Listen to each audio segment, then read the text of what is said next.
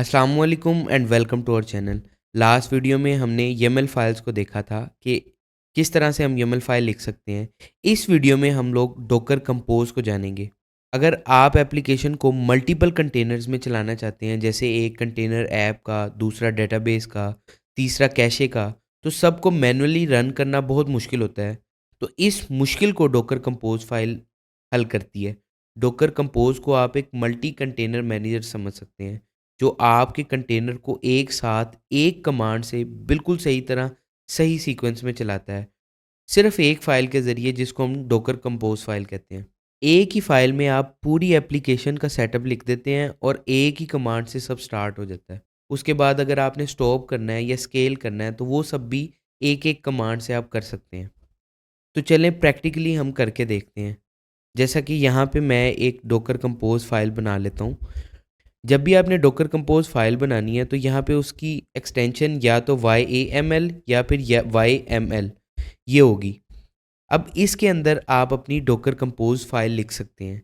इसमें जो सबसे टॉप पे आएगा वो आएगा सर्विसेज। मीन्स कि जितनी भी सर्विसेज हैं इसके अंदर आएंगी। अब मैंने आपको बताया था कि YAML के अंदर इंडेंटेशन के लिए हम डबल स्पेस इस्तेमाल करते हैं। तो यहाँ नेक्स्ट लाइन में मैं डबल स्पेस, अब डबल स्पेस के बाद मैं यहाँ पे बताऊँगा कि मैं कौन सा कंटेनर क्रिएट करना चाहता हूँ उसके बारे में। जैसे कि मैं वेब का कंटेनर क्रिएट करना चाहता हूँ, तो यहाँ पे ये वेब आ गया। अब नेक्स्ट लाइन में आ जाते हैं।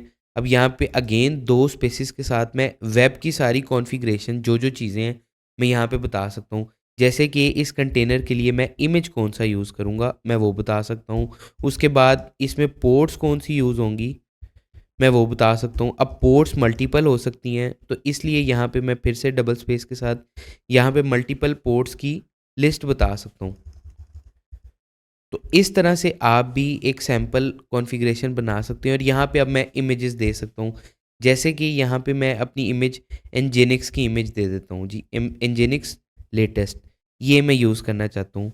पोर्ट्स के अंदर मैं बेस मशीन की पोर्ट 8080 को कंटेनर की पोर्ट 8080 से मैप करना चाहता हूँ। इसी तरह बेस मशीन की पोर्ट 8090 को कंटेनर की पोर्ट 90 से मैप करना चाहता हूँ। तो इस तरह मल्टीपल पोर्ट्स को आप बता सकते हैं। इसके बाद नेक्स्ट मैं एक और कंटेनर क्रिएट करना चाहता हूँ, वो डेटाबेस का कंटेनर हो और उसके अंदर जो उसकी कॉन्फ़िगरेशन है अगेन मैं उसी तरह से ही मैं यहाँ से कॉपी कर लेता हूँ और यहाँ पेस्ट कर देता हूँ। उसी तरह से ही मैं यहाँ पे जो DB है, यहाँ पे मैं फॉर एग्जांपल MySQL का इमेज यूज़ करना चाहता हूँ और यहाँ पे जो पोर्ट हैं वो मैं 3306 यूज़ करना चाहता हूँ और बेस मशीन की 3307 यूज़ करना चाहता हूँ।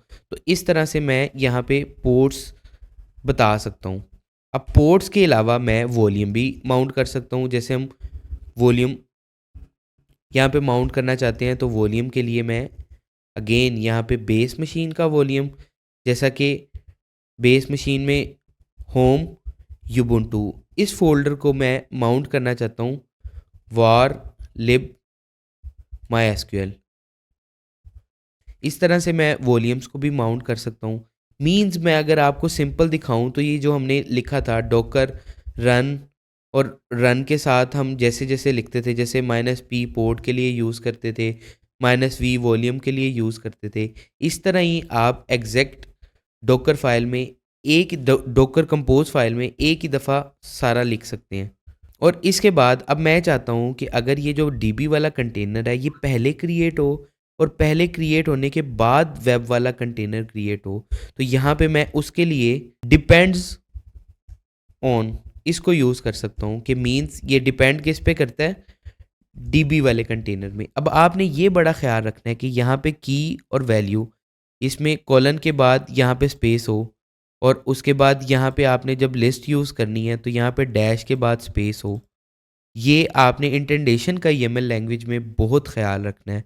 तो अब मेरी ये एक YAML कॉन्फ़िगरेशन फ़ाइल जो सी है वो बन गई है। अब मैं सिंपल इसको सेव करता हूँ और अब अगर मैं सिंपल एक कमांड चलाऊँ डॉकर कंपोज,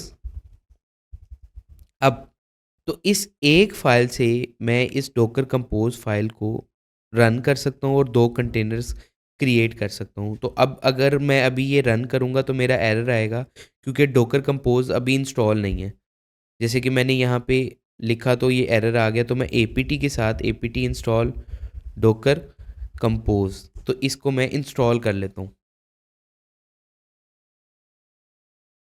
ये मेरा डोकर कंपोज इंस्टॉल हो गया। अब मैं अप एरो से वही कमांड अगर वापस रन करूं तो आप यहाँ पे देख सकते हैं कि invalid because unsupported config option for services dot d b volume did not meet, oh sorry, यहाँ पे अब वो कह रहा है कि आपकी एरर है। यहाँ पे जो वॉल्यूम मैंने लिखा है ये वॉल्यूम्स हैं, मतलब क्योंकि मल्टीपल वॉल्यूम्स आप मैप कर सकते हो, तो यहाँ पे वर्ड जो है वो वॉल्यूम्स का है। तो मैं सेव करके दोबारा से अप एरो से वो रन कर देता हूँ, तो आप देख सकते हैं कि मेरा वो पहले डीबी क्रिएट कर रहा है। डीबी के लिए उसे मायस्क्यूएल की इमेज चाहिए, तो अभी उसे लोकली इमेज मिलेगी नहीं, तो वो डाउनलोड करके लाएगा। डाउनलोड करने के बाद वो क्रिएट करेगा, और उसके बाद जब डीबी का कंटेनर क्रिएट हो जाएगा, देन उसके बाद जो सा है वो एनजेनिक्स का कंटेनर क्रिएट करेगा। तो अब हम वेट कर लेते हैं इसको होने का। आप देख सकते हैं यहाँ पे दोनों कंटेनर्स क्रिएट हो गए हैं। मैं अगर कंट्रोल सी करके बाहर हूँ और डॉकर पी एस माइनस ए करके दिखाऊँ, तो यहाँ पे दोनों कंटेनर्स क्रिएट हुए हैं। क्योंकि मैं सी एल आई से कंट्रोल सी करके बाहर आया हूँ, इसलिए उसने स्टॉप कर दिया। तो अभी मैं चाहता हूँ कि इस इन दोनों कंटेनर्स को डिलीट कर दूँ। तो उसके लिए अगेन मैं डॉकर कंपोज डाउन की कमांड को यूज़ कर सकता हूँ। तो इस एक कमांड से वो वापस कंटेनर्स, जो दोनों कंटेनर्स क्रिएट किए थे, वो उन दोनों को डिलीट भी कर देगा। तो इस बार मैं डोकर कंपोज अप की कमांड जो चलाता हूँ, वो अगर -d के साथ चलाऊँ तो ये डिटैच कर देगा, लाइक कंटेनर्स क्रिएट करने के बाद मेरी CLI को फ्री कर देगा। तो इस तरह से मैं कंटेनर्स क्रिएट कर सकता हूँ सिंगल कमांड से, उनको डिलीट भी कर सकता हूँ। तो अगर डोकर PS-A करके दिखाऊँ, तो आप देख सकते हैं ये अभी इस कंटेनर में क्योंकि एरर आया है, इसलिए ये एग्ज़िट हुआ है, अदरवाइज़ ये भी अप होता। और ये ऊपर वाला वेब वाला कंटेनर अप है, और इसमें जो पोर्ट्स मैंने एक्सपोज़ की थी वो भी हो गई हैं। तो इस तरह से आप भी कंटेनर्स को क्रिएट कर सकते हैं विद डोकर कंपोज फाइल। उम्मीद है आप लोगों को समझ आ गई होगी। नेक्स्ट वीडियो में हम लोग डोकर फाइल को देखेंगे। तब तक के लिए अल्लाह हाफ़िज़।